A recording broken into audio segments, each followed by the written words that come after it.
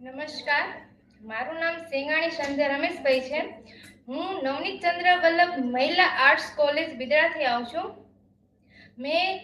મેં ભાવક મૂલ્યાંકનમાં બુક જે વાંચી હતી ત્યારે મેં પ્રથમ વખત વાંચી હતી. આજ સુધી મેં જેટલી પણ એક્ઝામ આપી છે એના મેં ક્યારેય નહોતું વાંચ્યું.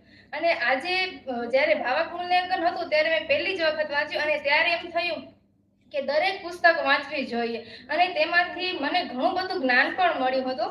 અને જે પુસ્તક ઉપરથી જે જ્ઞાન દરેક પુસ્તક ઉપર જે એનો અંત આવતો હતો અને તે અંત બીજો ભાગ હતો નહીં, એટલે બીજી પુસ્તક મેં મહિનામાં ઘણી બધી પુસ્તકો વાંચી હતી.